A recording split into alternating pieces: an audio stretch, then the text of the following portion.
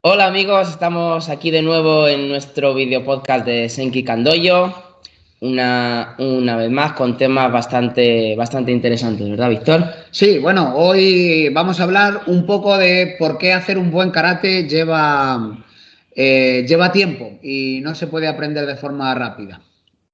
¿Quieres aprender más? Conoce nuestra escuela online, todos los recursos para aprender de forma virtual. Conócenos en www.senkikandoyo.com. Eso es. Dividiremos, la charla en dos bloques, ¿verdad? Sí. Uno sobre los aspectos motores y didácticos en sí del aprendizaje y otro sobre el aspecto social también, ¿no? Eso es. Hoy nos acompaña de nuevo nuestro amigo y compañero Fernando Olla Flores, maestro en educación física, Nidan de Sorin Ryu con más de 40 años de práctica. Y bueno, aquí está Marcos López, también Godan, más de 30 años de práctica, secretario de las escuelas Senki Kandoyo. Y yo soy Víctor López, séptimo dan de karate, campeón del mundo, 7 veces campeón de Europa, más de 40 años de práctica y director de las escuelas Senki Kandoyo. Así que, una vez más, Fernando? ¿Cómo estamos, Fernando? Pues encantado de estar aquí otra vez con vosotros para hablar de temas que nos gustan y de ideas que compartimos. Entonces, bueno, y también sintiendo mucha responsabilidad, pero porque esto se va a ver y se va a escuchar. Entonces, bueno, pero encantado. Es un placer. Muy bien. Decía que como sabemos que eres, Fernando, te gusta hacer las cosas bien. En el anterior podcast que hicimos el mes pasado tratamos varios temas, bastantes, de una forma un poquito más rápida, así que en este podcast hemos decidido tratar un único tema y poder extendernos un poquito más. Estaremos como 1h15 aproximadamente, 1h20 más o menos, hablando sobre el tema. ¿Por qué no podemos aprender buen karate, de forma rápida? ¿Quién comienza? Fernando, adelante. Adelante. A ver, porque es una tarea compleja. Desde el punto de vista yo voy a hablar, en principio, si queréis, para empezar, de lo que yo controlo más, que es de educación física y didáctica y aprendizaje motor. Pues las habilidades motrices que hacemos en karate son complejas, ¿no? Entonces, cuanto más complejo es un movimiento, pues evidentemente más tiempo de práctica requiere. Entonces requiere un proceso de aprendizaje, yo creo que largo.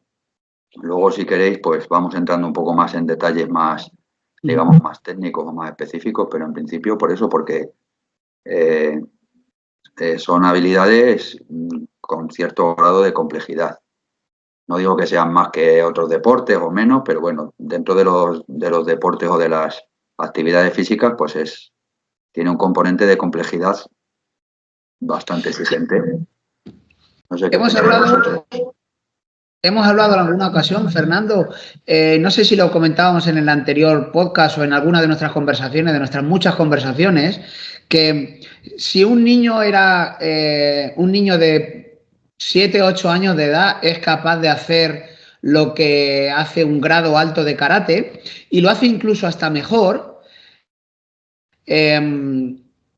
hay dos puntos de vista de ese fenómeno. Uno es que el niño pueda tener unas capacidades increíbles y pueda llegar a hacerlo, y el otro es que lo que está haciendo el grado alto no es demasiado complejo. Si puede hacerlo alguien con pocos años de práctica o puede llegar al mismo nivel alguien con pocos años de práctica, tampoco es muy complejo. Entonces, normalmente cuando vemos en un campeonato típico de estos a niños muy pequeños hacer katas de forma magistral y qué nivel tienen y demás. Pensamos que realmente esos niños son unos fenómenos, pero está el otro punto de vista, ¿no? Realmente lo que están haciendo no es muy complejo, no es muy complicado.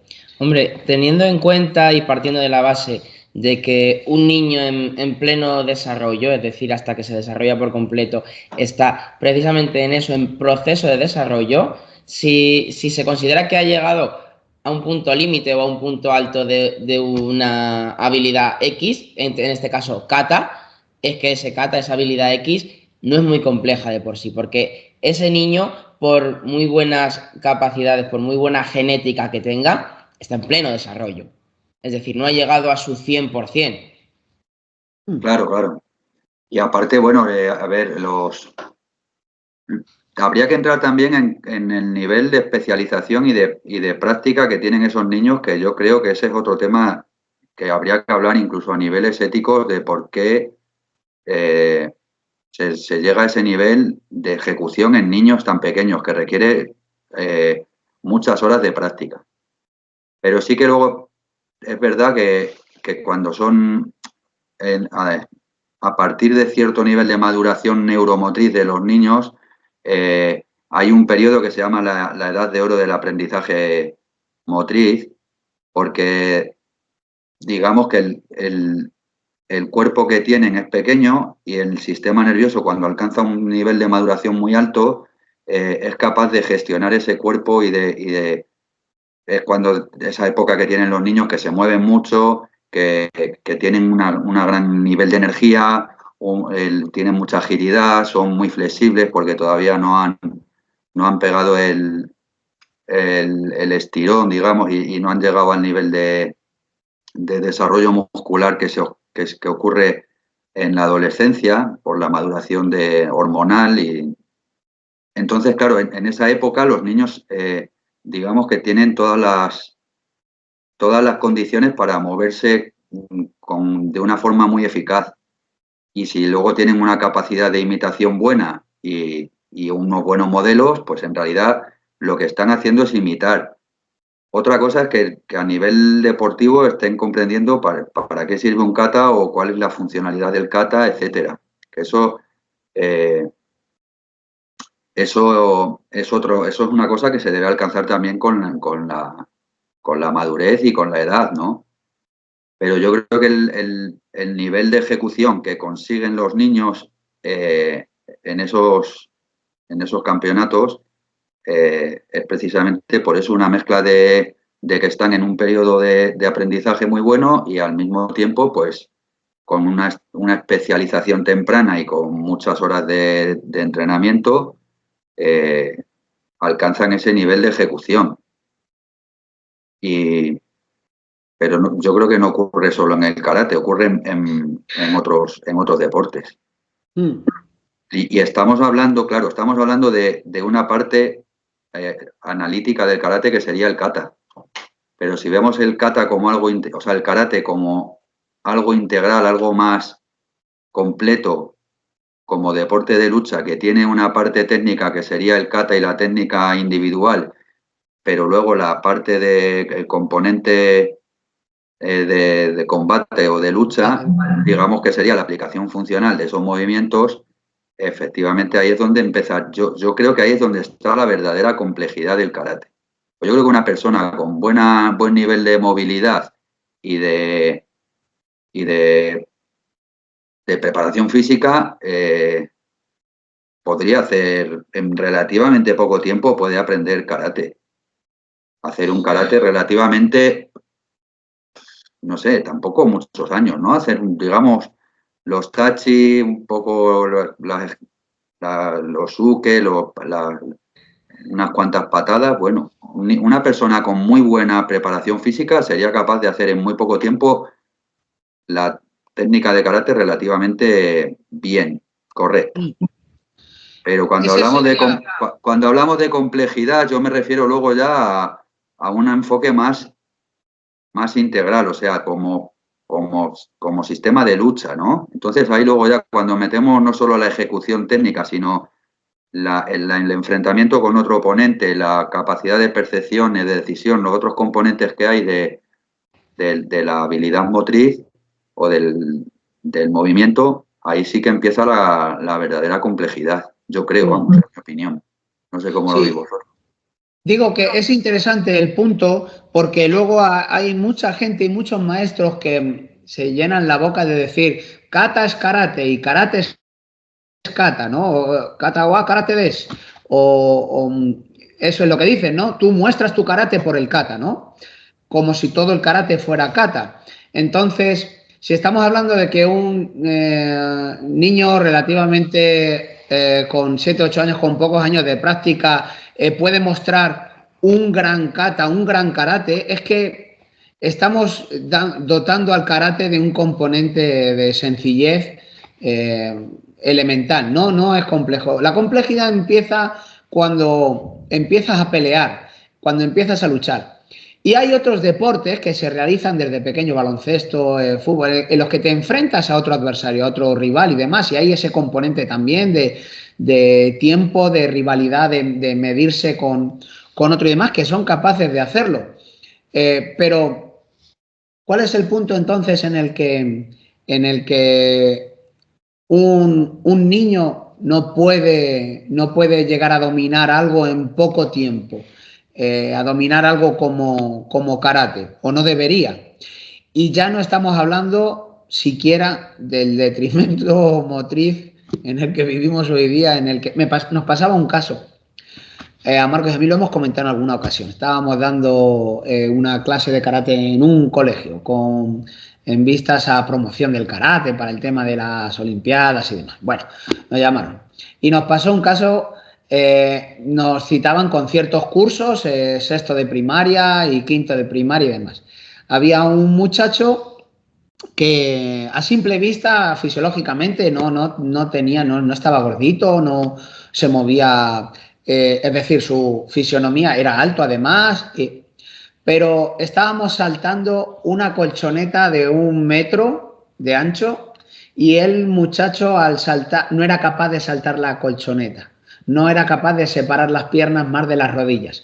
Y le veías corriendo y corriendo no separaba las piernas más de las rodillas. Yo le pregunté al profesor de educación física que estaba allí con nosotros, le digo, oye, ¿este muchacho tiene algún problema motriz? Y me dijo, ¿quién? ¿Fulanito? No me acuerdo cómo se llamaba. No, que yo sepa, no. Digo, hombre, no está separando las piernas siquiera para correr. No es capaz de saltar una colchoneta cuando el resto de compañeros, niños y niñas, saltaban perfectamente una colchoneta de 1 metro de ancho.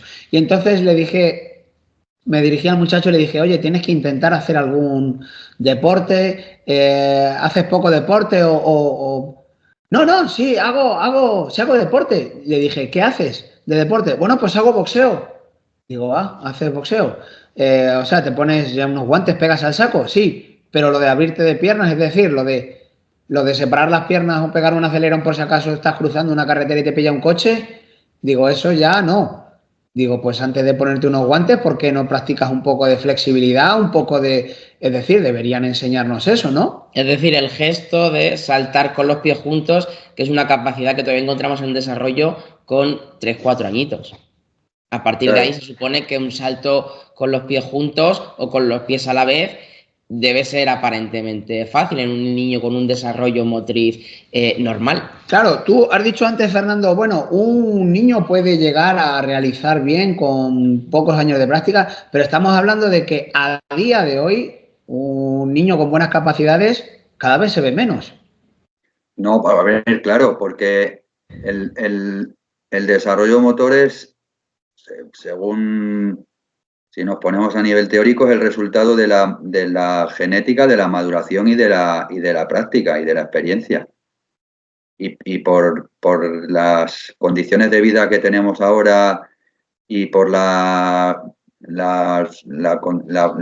el estilo de vida que tienen las familias, los niños cada vez se mueven menos. Entonces, si llegan lo que se conoce como periodos críticos, ¿no? Cuando tú tienes en el proceso de maduración ciertas capacidades que están alcanzando su máximo nivel, si en ese periodo madurativo no se le da el estímulo al niño, esas capacidades quedan sin efecto en el cuerpo, quedan sin desarrollo, ¿no? Entonces, eso está pasando mucho ahora porque los niños tienen pocas experiencias de movimiento. Hay muchos niños que yo ahora estoy trabajando en pueblos pequeñitos y no hay ningún niño que vaya al colegio caminando. Entonces, van en coche y van a buscarles en coche. Y no estoy hablando de Madrid ni de Nueva York, ¿eh? Estoy hablando de pueblos pequeños, de la provincia de Ávila, pueblos que...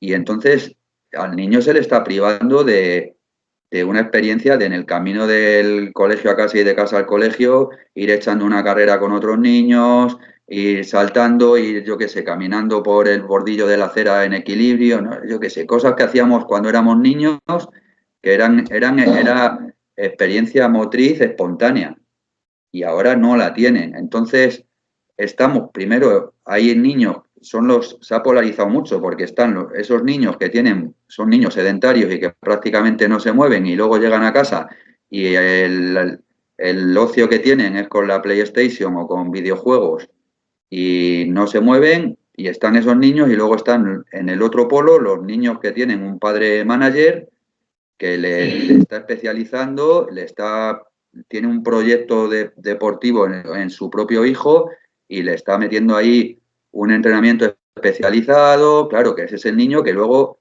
llega un momento que explota y con 9 o 10 años está jugando a tenis a un nivelazo o escalando vías de... A mí me llegan por ahí algunas veces noticias o vídeos de niños de 10 años que escalan vías de no sé qué grado, de un grado que hace años estaba reservado a los mejores escaladores del mundo, y ahora hay niños con 10, 12 años. En karate está pasando lo mismo, te llegan esos vídeos de niños japoneses haciendo kata que dices, ¡guau! Si ya no hay más, entonces... El tema además con la pronta especialización, sobre todo en kata, que no es, digamos, una exposición suculenta de capacidades, es que si ya de por sí, como tú has dicho, Fernando, hacen poco deporte, porque que si PlayStation, que si salen poco, que si van al cole en coche, lo poquito de deporte, lo poquito de saltar, lanzar, tirar, arrancadas, correr, que pudieran hacer en la clase de karate, también lo están suprimiendo porque el trabajo es kata, kata, kata, porque hay que ser bueno en kata. Sí, de alta especialización. Bueno en kata. Entonces... Claro. Bueno en kata de la forma que ellos hacen kata, claro, evidentemente, claro. Claro, y ahí está el no haber entendido que la formación del niño tiene que ser polivalente y que tiene que tener, de hecho, bueno, hay por ahí autores, hay gente que está criticando mucho la especialización temprana y ponen ejemplos de deportistas que antes de triunfar en su deporte hicieron otros deportes o en su infancia no se dedicaron solo a ese deporte, sino que antes de, yo qué sé, especializarse en fútbol o en balonmano o en tenis, hicieron otros deportes que te dan te dan capacidades que si tú solo te especializas en una habilidad tan específica como es hacer kata, pues unas habilidades básicas como puede ser correr o saltar o lanzar un balón, no las va a tener. Claro. No las va a tener. Yo hace años tuve un alumno en sexto con 12 años, había quedado segundo o tercero en el Campeonato de España de escalada, tenía una entrenadora personal, sus padres eran escaladores y bueno, eran managers, ¿no? Eran padres managers. Entonces el niño tenía un plan de entrenamiento súper riguroso, iba 2 o 3 días al rocódromo, los fines de semana le llevaban a escalar en roca, toda su vida estaba enfocada a la escalada, ¿no? Y me acuerdo, se llamaba Jorge, y luego en las clases de educación física, haciendo un juego de persecución, de calentamiento, un pilla-pilla, o jugando, empezabas a hacer un poco de baloncesto, no sabía botar un balón, se cansaba enseguida en los juegos de persecución, porque claro, su preparación física ya era muy especializada en tema de escalada. Entonces, claro, lo que era ya carrera, resistencia, igual un tema más cardiovascular, pues, y encima se enfadaba mucho y lo llevaba muy mal, ¿no? Porque como él era digamos, el rey de la escalada, pues cuando en otras actividades se veía que los otros niños le superaban, se frustraba mucho. Y yo me acuerdo mucho de ese niño porque igual ha sido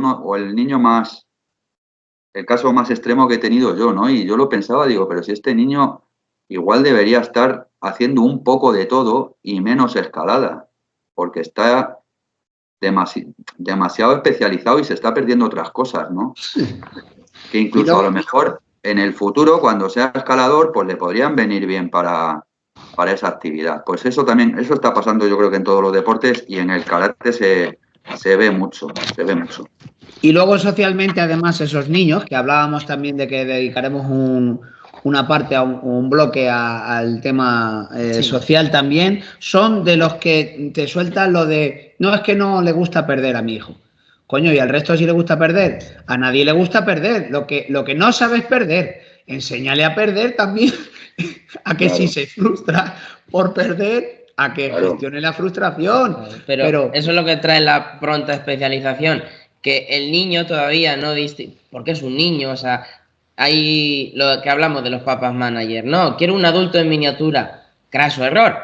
El niño, que todavía es un niño y está en desarrollo, tanto motriz como psicológicamente, no asume que él puede ser bueno en escalada, pero un poquito incompetente o bastante incompetente en baloncesto, en tenis.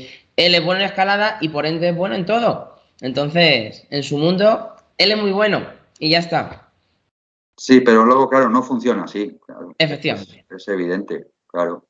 Y eso es un problema porque se están perdiendo parte de su infancia y de relacionarse con otros niños, porque luego también estos niños prodigios, al final, como destacan, se van saltando etapas y al final yo creo que se mueven en un entorno en el que no hay iguales. Están con niños mayores o con adultos que además están todo el rato recibiendo la aprobación, ¿no? Y qué bueno es este niño, qué bien lo hace, o la niña esta, fíjate tú qué nivelazo y tal. Entonces, lo que está recibiendo de su entorno es precisamente eso, ¿no?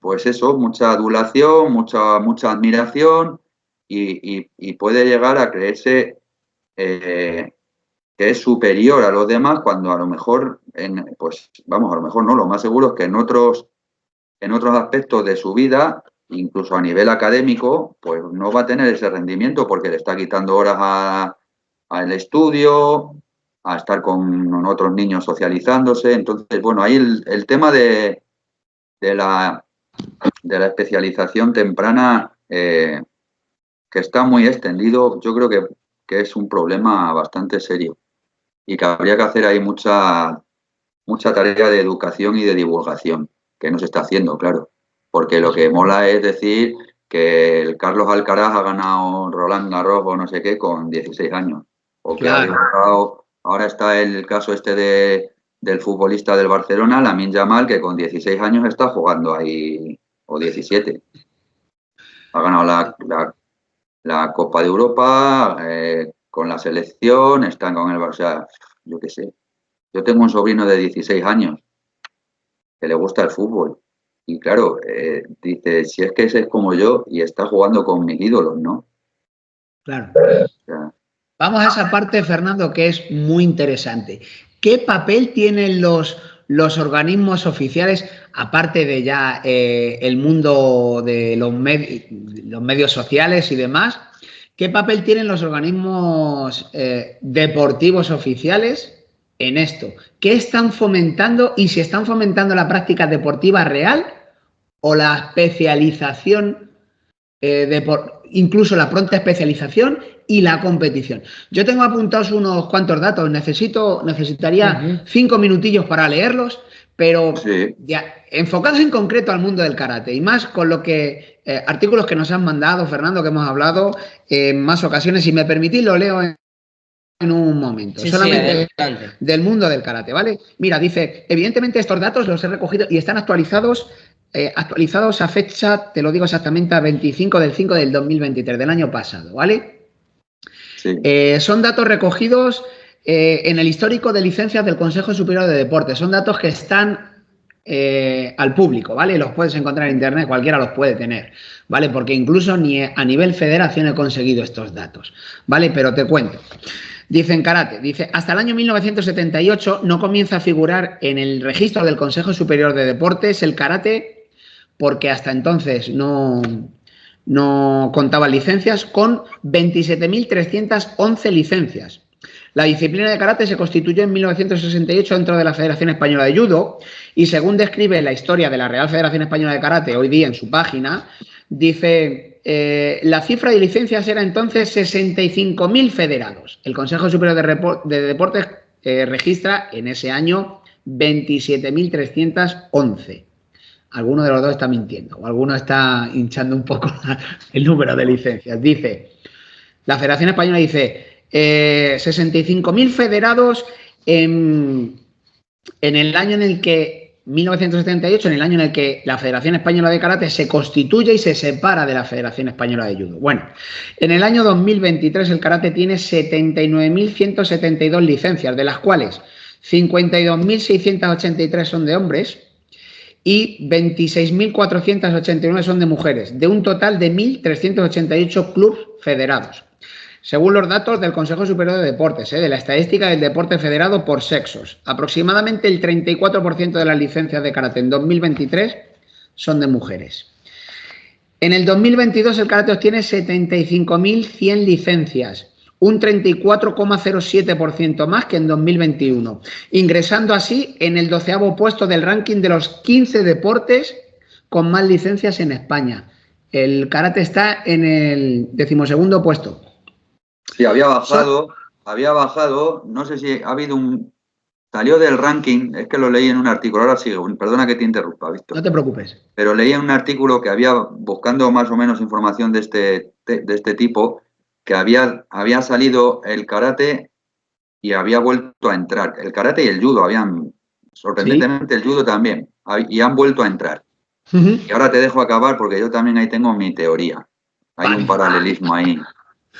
Vamos, seguimos un poquito más. Sí. Nada, me queda medio minuto. Mirad, solo Madrid en 2018 contaba con más de 16.000 licencias federativas y en 2019 contaba con 17.924 licencias. En 2023, según el Consejo Superior de Deportes, Madrid contaba con 18.368 licencias, de las cuales 12.063 son de hombres, 6.305 son de mujeres, un 34% del total, aproximadamente. De las 18.368 licencias que decíamos en 2023, aproximadamente unas 15.000 nos decían en la última reunión que tuvimos de altos grados y tal en la federación, aproximadamente unas 15.000 son licencias infantiles, es decir, un 80% de las licencias que hay en Madrid son infantiles. Vamos a hablar de la competición WKF, que es la que llegó a las Olimpiadas, ¿vale? Claro. La que llegó a las Olimpiadas de Tokio, ¿vale? La WKF se fundamenta en kata individual femenino y masculino, los participantes, kata sincronizado o kata equipo masculino y femenino, ponle 3 participantes por equipo, son 6. Comité individual femenino en los pesos menos de 50, menos de 55, menos de 61, menos de 68, y más de 61 kilos, ponle 5 participantes. Comité masculino, menos de 60, menos de 67, menos de 75, menos de 84 y más de 84, otros 5 participantes.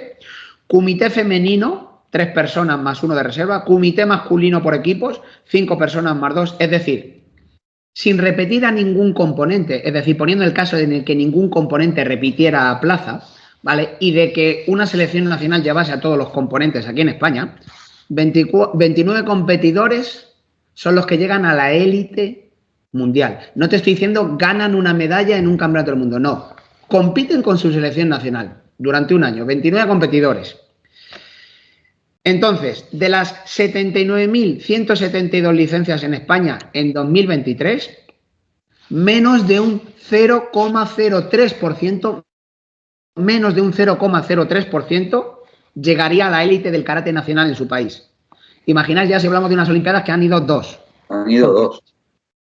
Es decir, ¿qué porcentaje llega a la élite? Eso sin contar la cantidad de gente que practica de forma federada pero no compite, eso sin contar la cantidad de gente que practica pero no compite, pero no practica de forma federada, que creo que es mucha más de la que practica de forma federada. Es decir, ¿qué porcentaje estamos hablando de que alguien va a llegar a la élite y por qué un organismo oficial deportivo se enfoca solamente en ese 0,03? En ese 0,03 que llegan a la élite o que piensan que todo... Claro, así pasa que todo el mundo quiere ser como el que ha llegado a las Olimpiadas, como Sandra Sánchez, como Damián Quintero y demás, pero ¿qué porcentaje de karatecas llegan a eso?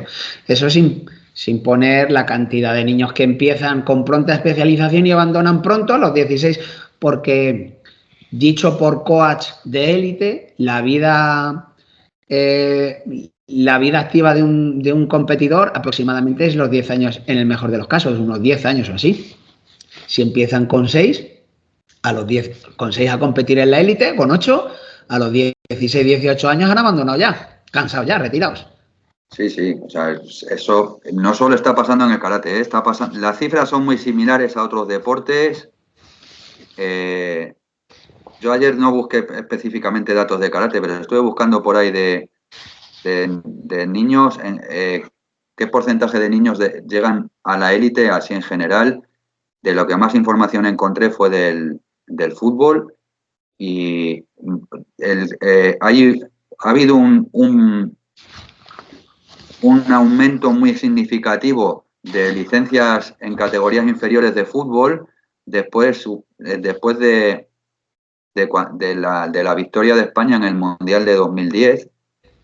Hubo una generación ahí muy buena de jugadores, el Barcelona y el Real Madrid que estuvieron ganando la Champions. Bueno, ha habido, pero no sé si casi se han duplicado las licencias. Y haciendo un paralelismo con el tema del fútbol, yo creo que el efecto Sandra Sánchez y Damián Quintero también se debe haber notado en el karate. Si antes había salido de los 15 deportes con más licencias y ha vuelto a entrar, yo la explicación que veo así más factible es que sí que le ha dado mucha visibilidad el tema de estar en las Olimpiadas, sobre todo Damián menos, pero yo creo que Sandra Sánchez ha salido por ahí mucho en medios convencionales y entonces eso yo creo que ha habido un aumento puede haber sido por eso, porque precisamente igual a las federaciones lo que les interesa, sobre todo en deportes que no son tan populares como el fútbol o el baloncesto, es encontrar visibilidad en los medios. Entonces, claro, tener una medalla de oro olímpica, aunque luego en los Juegos de París el karate ya no ha estado, pero sí que, claro, al final todos los recursos de la federación se van a los competidores, cuando los que están manteniendo la estructura son no competidores. Pero eso lleva ocurriendo toda la vida, yo creo. O sea, ahora igual es más acusado, pero yo creo que ha pasado siempre, que la gran parte de los recursos de la federación se va a la competición y a una parte del karate que es el karate deportivo, que es selectivo y que buscan la selección de los talentos deportivos y no fomentan la participación. La participación bien entendida, porque también deberían dar, igual si viéramos las cifras del abandono que hay del karate a partir de los 30 años o cuando pierdes ya la plenitud de capacidades físicas, todos sabemos, pues gente, los que llevamos muchos años haciendo karate, compañeros que llevan 20 o 30 años sin hacer karate, que lo abandonaron totalmente. Que a lo mejor siguen haciendo deporte, pero hacen otros deportes. Dejaron el karate cuando ya dejó de ser un reto para competir o para examinarse de dan o de grados. Y eso yo creo que es porque si se le da toda la importancia al karate deportivo y al karate selectivo y no hay un enfoque de karate participación, o sea que lo que haya es participación independientemente de las habilidades, de los logros y de la edad, pues está pasando lo que está pasando. Que es un modelo piramidal. Estos organismos si tú tienes una base, supuestamente una base de la pirámide con muchos miles y miles de niños, pues parece que por probabilidad, entre todos esos miles, habrá una Sandra o habrá un Damián o habrá un Messi o habrá un LeBron James. Y no sé yo si exactamente es así. El tema es que a todos esos que quedan en la base de la pirámide, que van quedando, van cayendo, ¿qué se ha hecho por sus capacidades? Se les ha apretado las tuercas, se les ha especializado para ver si llegaban y los que por X no han llegado han quedado en el camino. Es decir, mal dicho, son víctimas colaterales, daños Claro. colaterales. Porque, perdona, Fernando, porque esa especialización estamos suponiendo que es el sumum de la actividad física, pero no es así, en algunos casos. En karate. En karate no es así, ¿no? No tiene por qué. Ni siquiera es saludable. El deporte de alto rendimiento ni siquiera es saludable. O sea, luego podemos hablar de que el deporte es salud, de que el deporte, los valores del deporte, pero si al final los valores que te interesan a ti son las medallas y los patrocinadores y la pasta, porque si al final detrás de todo está casi siempre, no se puede generalizar, pero está la pasta y está el negocio y el vender los karategis homologados, las promociones homologadas, o sea, se ha visto en los últimos años que el karate se ha mercantilizado un montón, o sea, y yo ahora no estoy muy metido en el asunto, tengo contacto con vosotros y ya, o sea, no sigo campeonatos y no me interesa. Ya hubo una época que sí me interesaba, pero ya no me interesa. Pero sí que lo poco que me llega es que hace falta, pues eso, hace falta tener un patrocinador. Hay un interés de pasta ahí ahora bastante serio. Sí, sí. Luego lo que te hace gracia es que te vengan hablando, pues como con el deporte rey, con el fútbol, que si los valores del fútbol, que si el fair play y el juego limpio, cuando es el deporte más corrupto que hay y en el que más mafia hay, o sea, y está demostrado. Lo que pasa es que aquí todo el mundo mira para otro lado, pues porque mueve muchísima pasta todos los fines de semana. Hay un montaje económico, igual que las federaciones. Las federaciones hay un montón de gente ahí que se dedica profesionalmente, tiene un cargo, son profesionales, son profesionales del deporte. Entonces, a esa gente venden el producto del deporte salud y de los valores del deporte y tal, pero luego al final lo que interesa es que haya medallas de oro y campeones del mundo. Yo, si me vas a perdonar, Fernando, te voy a hacer una pequeña corrección. Yo creo que no son profesionales del deporte, muchos cargos. Son profesionales de las federaciones, bueno, sí, o de las agrupaciones. Sí, porque para ser un profesional del deporte, al menos, hay que saber de deporte. Sí, esa puntualización es buena. Son gestores, ¿no? Sí. Profesionales de la gestión deportiva. Eso sí. Gestionan, están ahí, tienen sus cargos, tienen sus sueldos, ya, pero debería haber más honestidad, ya que estamos vendiendo valores y hablando de los valores del deporte y de la salud física y mental y tal y cual. Pues sí, pero entonces fomenta ese deporte, fomenta el deporte sano. Claro. Correcto, fomenta un desarrollo saludable también de las capacidades, una formación periódica que esté bien establecida, no acelere. Ninguna medalla vale la salud de un niño, ¿eh? Esa frase no recuerdo quién en algún artículo lo tengo puesto, pero bueno, ¿qué decir de la pronta especialización? Bueno, de hecho, una de las lecturas que se saca de estos datos que aporta Víctor es que, entendiendo que ya el deporte base se está obviando por parte de las federaciones, ¿no?, que abogan por esas medallas, esa pronta especialización, esa obsesión, en el caso del karate, por la competición y nada más. Otra lectura que podemos sacar es el 80% de las licencias son infantiles. ¿Qué hay para el resto de practicantes? O sea, de 16, 18 años para arriba, ¿qué opciones tienes? O no practicar, o practicar a nivel extrafederativo. O practicar un karate para la mayoría, que es infantil, un karate infantil, o cómo es. Si practicamos, que ahí vamos otra vez a conectar con el tema de karate no se puede aprender rápido y fácil, no. Un karate para niños sí se puede aprender rápido y fácil, pero un karate para niños no es karate. No es karate porque le faltan muchos componentes, empezando por la lucha que decía Fernando. O sea, karate para niños es un ejercicio, por ejemplo, de kata. Kata puede llegar a ser más sencillo, pero relativamente, ¿no? Pero el trabajo de oposición ya con un Y no estamos hablando del juego de kumite deportivo, estamos hablando de pelear. Y aquí ya creo que abrimos el melón de que hoy en día, en general, queremos todo rápido, ya, y si puede ser fácil.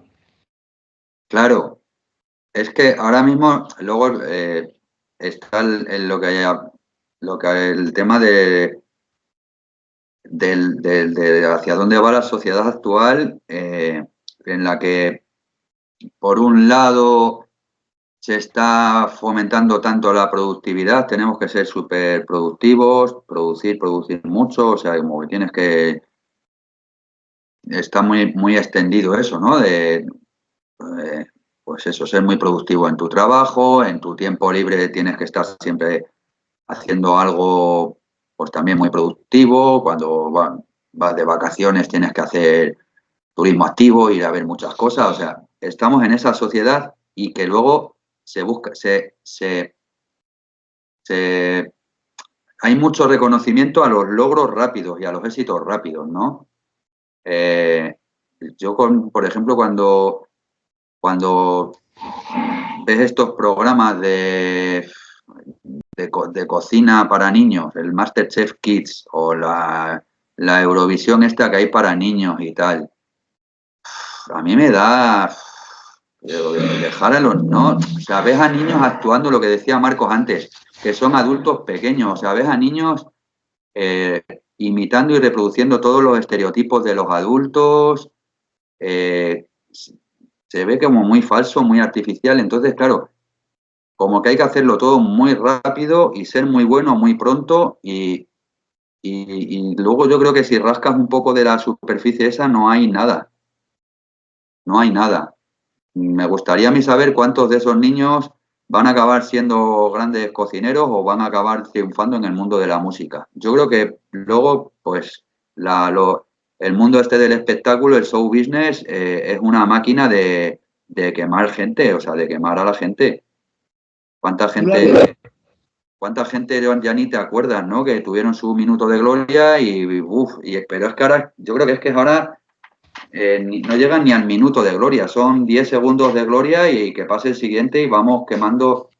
Entonces, claro, cuando estamos hablando de actividades como el karate o la música o algo que requiera un nivel de aprendizaje y de rendimiento exigente, está reñido con eso.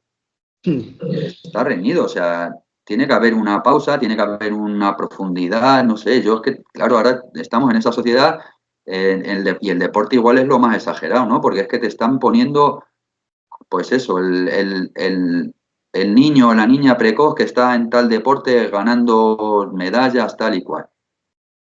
Y se pone como ejemplo y no hay una voz crítica que diga que esto hay que ponerle, hay que pararlo, porque no es bueno. Claro. No es bueno. Tú lo has dicho, Fernando. Yo me imagino el programa este en concreto de cocina, ¿no? Sale un niño que le catalogan, el ganador es chef, ¿no? El chef tal. Incluso va a sucesivos programas como chef. Y yo me imagino aquella persona que haya estado estudiando cocina durante años y años que piense, joder, qué torpe soy yo entonces, ¿no? Que tengo que estudiar durante años y aquí esta gente ya son chef con 7 y 8 años. Y entonces yo, ¿para qué estoy gastando tanto dinero y empleando tanto tiempo y tanto? O sea, me imagino qué puede pensar alguien así, ¿no? Y esto pasa igual. No sé si saben históricamente en el karate, y no recuerdo la fecha exacta ni las personas exactas, pero en 1880 y algo, antes de que Itosu introdujese el karate en el sistema escolar de los colegios japoneses y okinawenses en principio, entre 1902 y 1906, 1905, en 1880 y algo, en las pruebas médicas que se hicieron para el ejército hubo 3 okinawenses, entre ellos Anashiro Somo y no sé si Shimpan Shiroma, y bueno, que destacaron por su buena capacidad física. Cuando les preguntaron, oye, ¿qué es lo que vosotros hacéis? Ellos dijeron, nosotros practicamos este sistema de lucha autóctono de Okinawa, entonces tampoco se llamaba ni karate siquiera, pero... Y el ejército imperial japonés se interesó por ello, pero cuando vieron lo que era, que ni siquiera todavía estaba estructurado metodológicamente, cuando vieron que tardaba en aprenderse, rápidamente lo descartaron. Rápidamente lo descartaron porque ese sistema tardaba en aprenderse y ellos necesitaban algo que se aprendiese rápido. Que formase a las tropas, que subiese la moral, que enalteciese el sentimiento nacionalista. O sea, esta historia es real y Sí, alguien sí. que haya estudiado sobre historia de karate tiene que saber eso.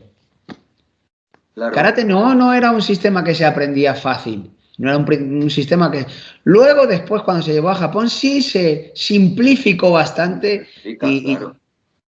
pero no es un sistema que se aprendiese fácil, porque requiere de unas capacidades que no llegan fácil. ¿Por qué unas capacidades, Fernando, no llegan fáciles? ¿Por qué no pueden llegar de la noche a la mañana? ¿Por qué no se puede pasar de aprende el kata despacio, ya te lo sabes? Sí, pues ahora ya rápido y fuerte. No es así el proceso. Pero primero, o sea, la propia biología no te permite, ¿no? O sea, tu propio cuerpo, tus fibras, es imposible que de un día a otro, de una semana a otra, de un mes a otro, si me apuras, evolucionen, mejoren, se adapten a lo que tú estás practicando. Primero te hacen falta, no recuerdo si era Dan John quien decía que cuando empieces a aprender algo vas a ser incompetente durante mucho tiempo, durante años, incluso hasta que llegues a ser mínimamente competente en eso que llevas años practicando. Al final, ese proceso que verdaderamente te mejora conlleva años y eso es lo que no queremos. De ahí el sistema Kyudan, ¿no? Tú antes de ser cinturón negro, que lo eres en 2 años y medio, 3, pasas por 8 o 10 diplomas que te dan blanco, amarillo, amarillo, amarillo, naranja. Pero ahora se venden mucho esas fórmulas que hablábamos, fórmula de ser más rápido antes, ser más fuerte antes. Vamos a hacer que un niño pueda ser mejor más rápido, pueda ser más... son fórmulas todo para acelerar procesos. Procesos que realmente no se aceleran, no pueden acelerarse. No, porque además, a ver, lo de las 3 fases del aprendizaje motor, eso está bastante... Hay diferentes terminologías y las han estudiado, hay diferentes autores, pero la propuesta lo tienen más o menos acotado. Algunos creo que alguna vez he leído por ahí 4 fases, pero son 3 fases. La fase inicial o cognitiva, la intermedia o asociativa y la final autónoma de dominio. Bueno, hay diferentes... Y esas 3 fases, hasta que uno llega a la automatización del gesto y a que, digamos, a nivel neuromotriz, ¿no? Porque luego todo al final está gestionado por el sistema neuromuscular, por el sistema nervioso central, a nivel cerebral y demás. Y eso ahora que se está estudiando, que está tan de moda también lo de la neurociencia, se está demostrando, ¿no? Con los estudios que hay, de que hasta que se llega a un nivel de dominio, de automatizar y a un control inconsciente de la técnica, de la habilidad que sea, es un proceso largo y que requiere mucha experiencia hasta que se crean las redes neuronales, eso a nivel neuromotriz. Y luego lo que está diciendo Marcos, de que hay que tener unas adaptaciones fisiológicas en cuanto a los sistemas de las capacidades físicas, ¿no? Muscular, esquelético, de tendones, movilidad, fuerza, flexibilidad. Entonces, cuanto más capacidades tiene una actividad y a un nivel más alto las tienes que desarrollar, más tiempo de práctica necesitas. Si no, lo que estás haciendo es otra cosa. Si lo haces muy rápido, te estás saltando etapas o va a haber fugas por algún lado. Fugas de eficiencia o de que luego el día que tengas que aplicar esa técnica en un contexto de pelea o en un contexto de lucha no vas a ser capaz. Por algún lado tiene que salir el haberse saltado etapas y el no tener esa preparación, ¿no? Yo ahí lo que me gusta mucho la propuesta de, aparte de las las 3 fases del aprendizaje motor, la propuesta de los cuadrantes de Dan John, que hace, sí, creo que lo tengo por aquí, espérate, igual lo puedo compartir en la pantalla. Sí, mientras que lo buscas, Fernando, Sí. Me estaba recordando que en alguna ocasión he escuchado algún vídeo de estos que te venden fórmulas rápidas diciendo, ¿estás cansado de las repeticiones? ¿Quieres sustituir las repeticiones? Incluso estás cansado de dar clases así. Te propongo este método para que sustituya las repeticiones.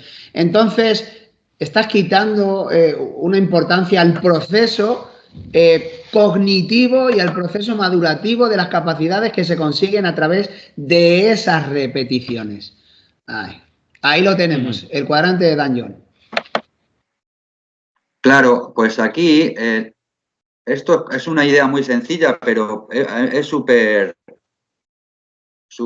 intuitiva y muy elocuente. En el eje horizontal, en el eje de las abscisas, el número de cualidades que se necesitan en una actividad, en un deporte.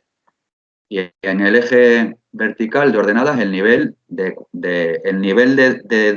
rendimiento o de desempeño que tienes que conseguir en esas habilidades o en esa actividad. Y entonces el cuadrante 1 son pocas cualidades a un nivel bajo y Dan John dice que eso sería lo que hablábamos antes, la clase de educación física. O sea, cuando eres niño, en la clase de educación física, tener un montón de cualidades, practicar un montón de actividades, un montón de habilidades, saltos, lanzamientos, carreras, habilidades gimnásticas, equilibrio, coordinación, desarrollar todo eso, pero a un nivel no muy alto, a un nivel bajo. Y ese sería el cuadrante 1, ¿no? Entonces, claro, esto está reñido con lo que decíamos antes, educación, especialización temprana. El niño que juega a tenis o el niño que hace karate y que solo hace kata y se aprende los 2 o 3 katas que va a presentar en los campeonatos y a un nivel muy alto. Pues está reñido con esto. El cuadrante 2 dice que son los deportes de contacto y algunas profesiones, ¿no? Profesiones, pues imaginemos cuerpos de élite, bomberos, equipos de rescate en montaña, ese tipo de profesiones, y los deportes de contacto, pues baloncesto, fútbol americano y los deportes de lucha, karate, judo, MMA, que tienen muchas cualidades, se necesitan muchas cualidades, velocidad, fuerza, resistencia, técnica, estrategia, táctica, hay un montón de cualidades y a un nivel muy elevado, muy alto. Y ese sería el nivel 2. Y aquí es donde podríamos meter el karate como sistema de defensa personal o sistema de lucha. No un karate especializado solo en kata o en kumite, sino un karate integral, yo lo metería aquí. Claro. Y entonces el cuadrante 2 es el más exigente de todos y el más difícil de gestionar a nivel del entrenador o del profesor o del maestro, porque tiene que manejar muchas variables, la preparación física, técnica, la táctica, la estrategia, factores psicológicos. Ahí hay un montón de variables que no es fácil de gestionar. Luego estaría el cuadrante 3, que son pocas cualidades y a un nivel bajo. Y dice Dan John, ¿no? ¿Quién? Pues la mayoría de la gente. Aquí es donde estamos todos los demás. Los que no estamos aquí en la élite, la gente, ¿no? El 98% ese, o 99% que no llega a la élite, estaríamos aquí. El CrossFit. Bueno, yo ni el CrossFit metería ahí. Porque los que van a golpear a un saco un ratito para sudar. En un artículo que explica esto, Dan John dice, la mayoría de la gente quiere entrenar aquí, pero al 2, pero pertenece al 3. Y ahí eso se lo podemos aplicar a los del CrossFit, que se meten aquí a hacer de todo mucho y a un nivel muy alto y deberían estar aquí. Y luego estaría en el cuadrante 4, que es muy pocas cualidades o una sola cualidad a un nivel muy alto. El corredor de 100 metros, el salto de longitud, la halterofilia, que trabajan una sola cualidad o muy pocas cualidades a un nivel a los límites humanos, ¿no? Y entonces, bueno, pues en cada cuadrante el enfoque que tiene que haber de entrenamiento y de enseñanza y los tiempos deben ser diferentes. Entonces, claro, esto que parece que es muy simple, pero se pueden sacar unas conclusiones muy importantes a la hora de todo esto que estamos hablando. Si metemos el karate aquí en el cuadrante 2, son muchas cualidades complejas y a un nivel alto, a un nivel exigente. Pero ¿qué karate? Claro, ¿qué karate es el que metemos? Claro, esa es la cuestión. Claro. Entonces... Sí. La verdad es que es muy claro el cuadrante de Dan John. Sí. Define muy bien, ¿no? Dónde ubicar, pero claro, como dice Fernando, el karate integral, no la especialización en kata o la especialización en kumite, que entiendo que iría en el cuarto cuadrante, ¿no? Puesto que es una alta capacidad en un ámbito concreto, pero ya está. Y en el cuarto cuadrante iría alguien especializado en kata kumite en la élite. Estamos hablando de la élite. No estamos hablando de los que quedan campeones de España, que cada año salen como 200 campeones de España nuevos. No. Estamos hablando de la élite. Estamos hablando de aquel que llega no a competir solamente con su selección nacional, sino a conseguir medallas internacionales, no un año, sino varios años. Es decir, quien es realmente bueno en algo, ¿no? Estamos hablando de un Rafael Agayer, de un David Luque, un Iván Leal, un Egea, estamos hablando. Sí, claro. Que tienen un nivel alto en lo que, pues también hay, si el comité deportivo sí podría entrar ahí, que tiene un nivel alto en un número de habilidades, o sea, de capacidades que requieren se requieren bastantes capacidades para competir a ese nivel. Eso es. Pero, entonces, claro, llegar a ese nivel también lleva años, ¿eh? Sí. O sea, tú, fíjate, cuando hablamos de un karate deportivo de un altísimo nivel, iríamos al cuadrante 4, pero un karate como arte marcial estaríamos en un cuadrante 2. No, y yo creo que en el karate de altísimo nivel deportivo lo metería en el cuadrante 2. En el 4, Dan John mete a lo que, digamos, es una especialización, pero de una sola capacidad. A nivel de récords del mundo. O sea, ahí él mete a lo que hablábamos en el otro podcast, ¿no? Lo que se puede medir. Él ahí mete las actividades deportivas que se pueden medir.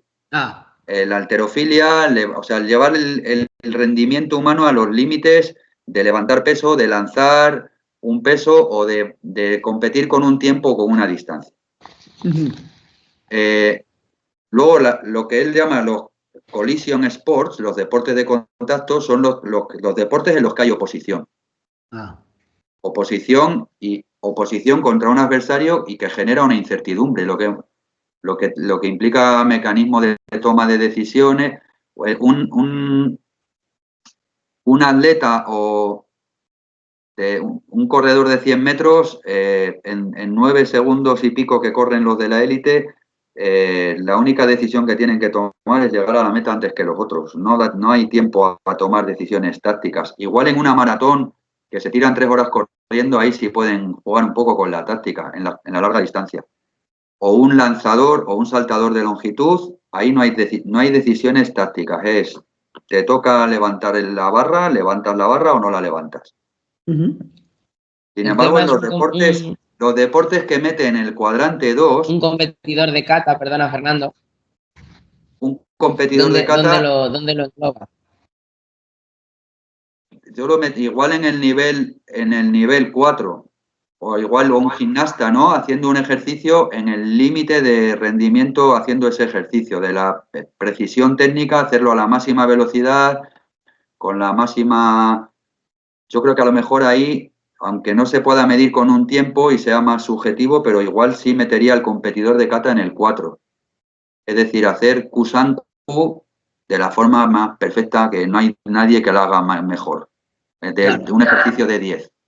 Dentro de que es imposible medir el máximo de capacidades, ¿no? Ahí está. Claro. Sí, pero bueno, si nos ponemos cabezotas y ponemos unos ítems, una lista muy larga de ítems, de criterios y de estándar para hacer ese kata, podríamos llegar a medirlo. Y que alguno en algún ítem de eso fallara y el otro no falla, entonces el que más ítem tiene le damos más puntos, no sé, igual se podría, llegando en un mundo sobre el papel, ¿no? Y en un mundo perfecto podríamos llegar a hacerlo. Pero en el cuadrante 2 estarían los deportes de lucha. Llamemos la lucha consensuada con un reglamento o lucha sin reglas en un escenario de pelea real, de defensa personal, que ahí incluso ya entra en peligro la vida o la integridad física, ¿no? Con lo que ello conlleva a nivel de que no te puedes permitir fallos. Con lo cual, en un mundo sobre el papel no se pueden delinear ni plantear líneas geodésicas, por ejemplo. Ese es el problema. Podemos poner muchos ítems al kata o a la ejecución de kata, pero a la hora de la verdad, cuando se ejecuta en 3 dimensiones, ojo, ¿quién cumpliría todo eso? ¿No? Es complicado. Claro. Sí. O sea, yo por eso digo que sobre el papel o en un mundo perfecto. Cuidado, que luego siempre, cuando tú haces un kata o un ejercicio de gimnasia delante de unos jueces, el juez, por muy objetivo que quiera ser, siempre va a tener un sesgo. Siempre. Sí, así es. Y en karate, por ejemplo, siempre se ha dicho, hay un sesgo que es el sesgo de los estilos. Y el que está haciendo el kata es Shitoryu o es Shotokan o es Goju, y si gana este o gana el otro, yo cuando iba a los campeonatos siempre decían, ya, pero es que estaban de jueces, había 3 de Shitoryu y solo había uno de Shotokan y el otro tal. Entonces, claro, es normal que gane el de Shitoryu, ¿no? Bueno, hoy día el sesgo es también de la belleza, ¿eh? Quien es más guapo también tiene más puntos. Claro. Antes éramos muy feos todos. Claro. Así que no podíamos ganar ahora. Claro. Igual que pasa con los futbolistas, que ahora son modelos, ¿no? De Claro. belleza. Y antes los futbolistas tenían barba y bigote y eran gente ruda, ¿no? Y pues pasa igual también en el karate. Sí. Hasta que llegó Beckham. Claro. Ahí cambió todo. Sí. Sí, bueno, pues tenemos que ir terminando este no maravilloso sé si puede, podcast. Fernando, dejar de compartir y volvemos a la pantalla partida. Espérale, pensé que lo había dejado. A ver, confirmar, vale, es que no había leído la letra pequeña. Ahora ya se quitó. Ahora Vale, tampoco queremos dar muchos datos, ¿eh? Bueno, la información. El conocimiento está ahí y hay que compartirlo. Ya está. Es así. Luego ya lo que hagas con él es cosa tuya. Eso ya va en cada uno, cómo lo analices, lo comprendas, lo profundices, ¿verdad? Sí. Claro. Bueno, pues yo creo que queda bien claro porque hay cosas que requieren de un tiempo, ¿no? Siempre hemos dicho que la comida a fuego lento sabe mejor y tiene otro sabor. La comida rápida es lo que es comida rápida y una comida rápida no puede saber nunca como una lenta ni en el proceso se pierden cosas. En las faltas de proceso también se pierden cosas. No solamente a nivel cognitivo, a nivel social, a nivel madurativo, a nivel motor. Motriz, biológico. Motriz, efectivamente, se pierden cosas. Y si estamos hablando de que queremos legar o queremos transmitir o queremos seguir manteniendo un karate rico y un arte marcial rico y demás, no podemos eliminar esas cosas. Claro, y ahí está el rol del entrenador o del sensei y la estructura o la filosofía que tenga el dojo o el club. Si el club, y allí vosotros en la Comunidad de Madrid tenéis muchos ejemplos, si el club tiene un enfoque muy competitivo y que tiene que mantener cierto prestigio en cuanto a campeones o a rendimiento en los campeonatos, porque tiene un historial de que de ese club han salido fulanito y fulanito y fulanita y tiene que apostar por ese camino, pues evidentemente en ese dojo o en ese club lo que van a buscar es atajos y es acelerar el proceso y intentar sacar especialización temprana y lo que haga falta para seguir manteniendo el nombre del club. Si optas por el otro camino, pues ahí tiene que haber una filosofía de club, pues eso, de tener una comunidad con los mismos valores, que en el club no se distinga entre los campeones que son la élite y yo cuando entrenaba en el Sotocán de Valladolid, allí estaban Luisma y Manolo y luego estábamos el resto. Y Luisma y Manolo eran la élite, claro. Sin embargo, en Senkikan Dojo somos una comunidad, no somos nadie más que nadie. Tenemos claro que el aprendizaje es un proceso a largo plazo, no buscamos la inmediatez. Entonces, hay un conjunto de valores ahí del dojo que eso, claro, eso es lo importante. Y eso luego se tiene que reflejar en lo que se haga en el tatami. Yo creo que eso es una reflexión que deberíamos hacer. O sea, el aprender por una motivación intrínseca, que hemos hablado algunas veces, ¿no? De por qué tengo que aprender algo. Bueno, pues porque aprender está muy bien y tengo que tener una motivación intrínseca y no ser... No, es que yo ya como ya he sacado un cierto grado, cierto dan, o ya no he ganado, no gano campeonatos, o cuando voy a los campeonatos no gano lo que yo quiero ganar, pues lo dejo y me dedico a otra cosa. Claro. Eso es lo que está viendo en el ámbito, en el karate como deporte, en el karate deporte de rendimiento. Si yo busco el rendimiento, pues el día que no hay rendimiento no hay karate. ¿No? Claro. Claro, o sea, es que yo creo que eso, pero no en el karate, en todo. Si yo hago deporte por rendimiento, si no encuentro ese rendimiento, pues tendré que cambiar de actividad o dejarlo. Y los valores que tengo son la motivación personal mía de aprender, de estudiar, de que los logros vayan llegando poco a poco. Que yo creo que eso era un poco lo que pasaba antes. Cuando empezamos nosotros a hacer karate en el siglo XX, los que ya somos mayores, no había esas prisas. Yo la primera vez que fui a un campeonato tenía 20 años. Ya tenía primer dan, yo no había ido nunca a un campeonato. Claro, las posibilidades de tener un rendimiento con lo que la competición también tiene un proceso de aprendizaje largo. O sea, cuando una persona empieza a competir con 20 años, ¿qué vas a sacar de ahí? Nada. Pero porque yo en el dojo que yo estaba no era lo importante ir a los campeonatos, lo importante era ir allá a entrenar, quedar todos juntos para ir a entrenar, los fines de semana hacíamos entrenamientos también para juntarnos todos, lo que había antes, o sea, había ese sentido de comunidad que yo creo que se ha perdido.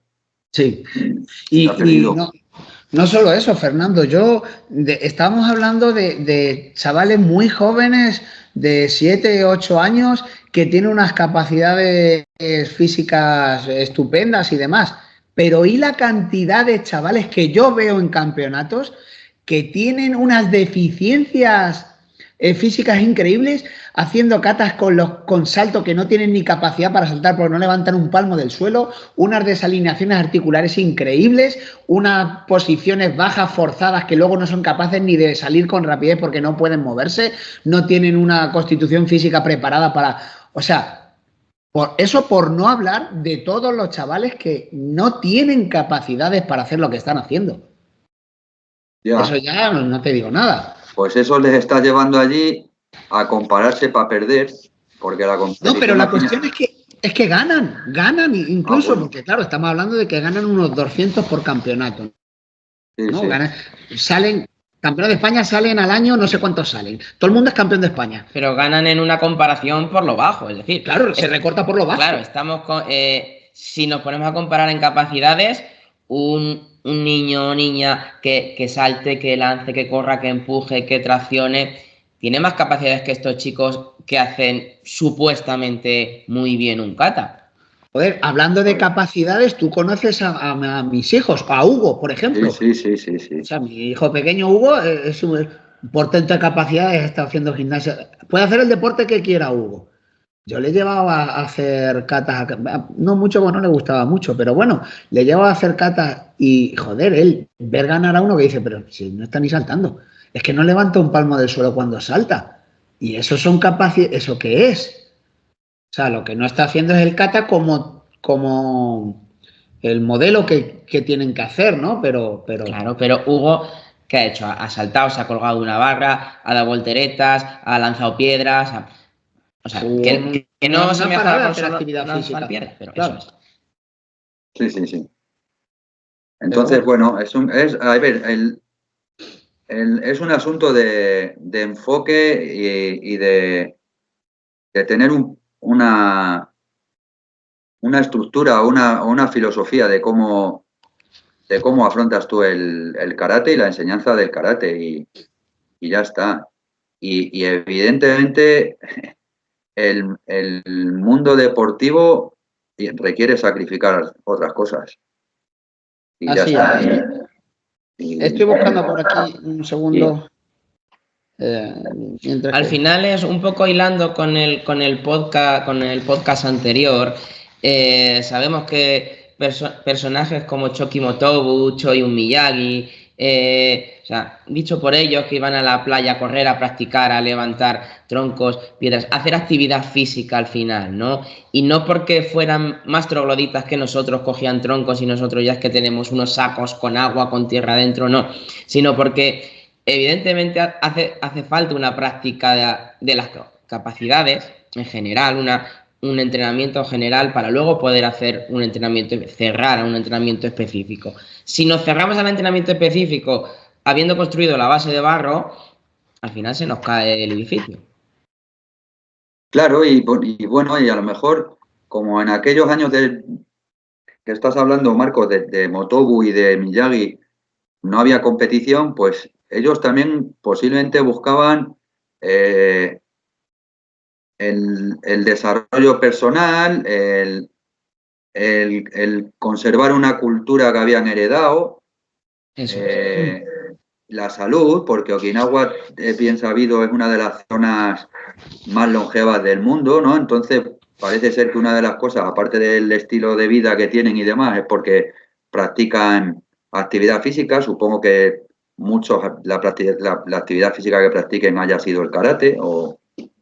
Entonces, los objetivos que tú marques a tu práctica, pues son importantes. O sea, claro, si lo importante es el rendimiento y a partir de los 25 o 30 años ese rendimiento baja, pues o cambias de planteamiento o lo dejas, que es lo que pasa, por desgracia. Entonces, si buscas otros planteamientos y pues eso, buscar la superación personal, el conocer un enfoque cultural, ¿no? De que, bueno, siempre se ha dicho, las artes marciales son más que un deporte. Bueno, ¿y por qué son más que un deporte? Pues porque es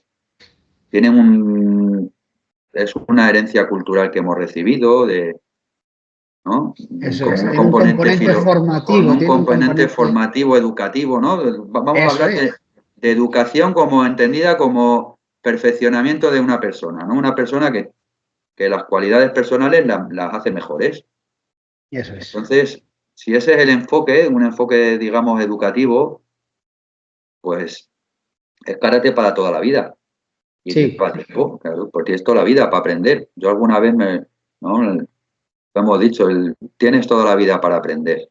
Es diferente a tienes que ganar antes de, ¿no? Tienes que ser el campeón del mundo más joven de la historia. Bueno, pues el que quiera comprar eso, que además muchas veces igual no es ni el campeón, el potencial campeón el que lo decide, son otros los que lo deciden. Va a ser su padre, va a ser su entrenador o su maestro, el que va a tomar esa decisión por él, que éticamente no sé yo hasta qué punto es aceptable eso.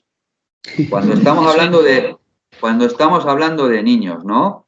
Sí. Yo recuerdo la cita esa, no la tengo ahora por aquí a mano, no me acuerdo literalmente, pero hay una cita de un profesor de educación física, Domingo Blázquez, que es experto en iniciación deportiva, tiene por ahí escrito algún libro y este tenía una cita que era algo así como: no deja de sorprenderme el reconocimiento social que tiene el reconocimiento social que tiene ver a niños que consiguen un alto rendimiento deportivo porque dedican un montón de horas a la semana a ese entrenamiento, una dedicación de horas a la semana, cuando si esa dedicación la estuvieran dedicando a otros ámbitos. Y pone el ejemplo del trabajo. Si tú a un niño le pones a trabajar 3 o 4 horas diarias, dice, no solo no estaría bien reconocido socialmente, sino que estaría penado por la ley. Algo así, la cita está, bueno, más o menos, y eso lo escribió en un libro en los años 90, ¿eh?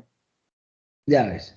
Ya en los años 90 este tío veía que había, que se aplaudía socialmente que niños estuvieran dedicando un montón de horas a la semana al entrenamiento deportivo para conseguir un rendimiento temprano, cuando si a lo mejor ese tiempo lo estuvieran dedicando a una tarea laboral, pues imagínate, ayudando a su familia en un trabajo, no solo no estaría reconocido socialmente, sino que estaría perseguido por la ley, o sea, sería ilegal.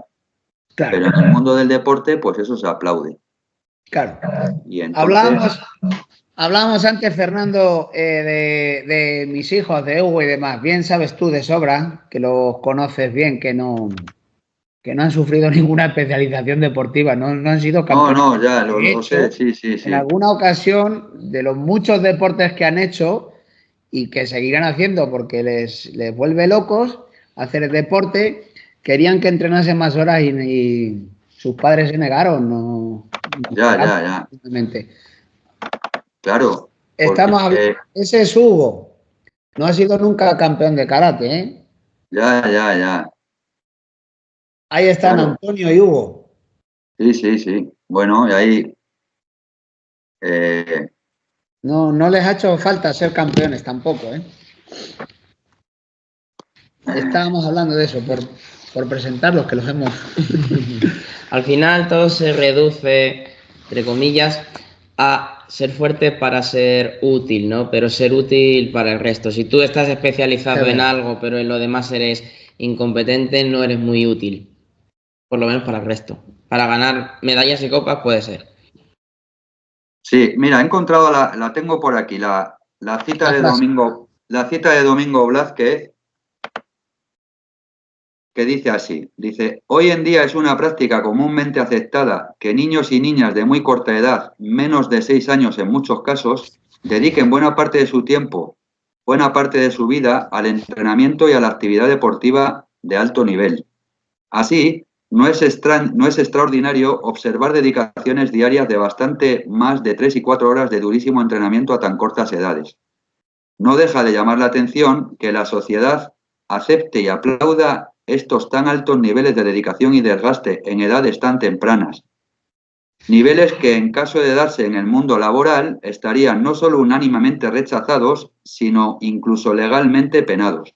Y esto lo escribió en 1995 en un libro que se llama La iniciación deportiva y el deporte escolar, de la editorial Inde, por si alguien quiere buscar la fuente, ¿no? O sea, en caso de darse en el mundo laboral, estarían no solamente unánimemente rechazados, sino incluso legalmente penados. Claro. Entonces, pero claro, como estamos hablando del deporte, que ahora mismo es como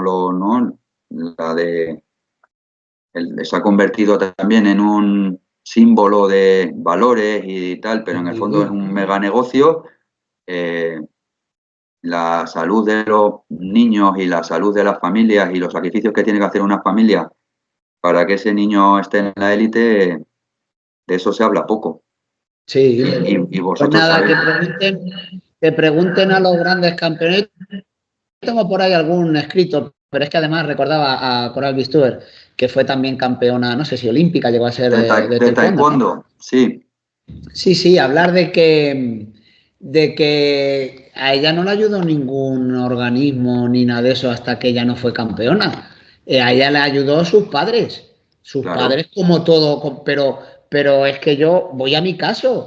yo tengo por ahí algún escrito diciendo, mira, oye, es que mi nación, a quien yo representaba cuando yo me subía a lo alto del cajón, no en una o dos ocasiones, sino en algunas más, mi nación no era la que a mí me decían, oye, que no puedes independizarte, te falta algo porque tú tienes que practicar. Oye, que tienes que dejar este trabajo porque tú tienes que ir a representar a... No venían a darme ninguna ayuda. Esa ayuda yo la recibía de mis padres o la recibía... Esa es mi nación. Mis padres y quien estaban alrededor mío era quien me ayudaba. No, a nadie venía a decirme si yo tenía que dejar un trabajo porque tenía que irme 15 días concentrado a un sitio para ir a representar a España al campeonato de Europa o del mundo, no venían a decirme, oye, no te preocupes que cuando vuelvas tienes aquí este trabajo. Claro. Claro. Eso, claro. Entonces, esos son sacrificios que hace el deportista y la familia del deportista. Correcto. Claro. Eso, por eso te digo, los valores del deporte sacrificar darían para otro podcast. El lenguaje nunca es neutro. Porque no estaba detrás, pues todo ese... Que sacrificar es matar.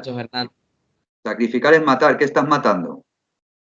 Claro. Estás matando tiempo para estudiar, para aprender un oficio, para estar haciendo vida social.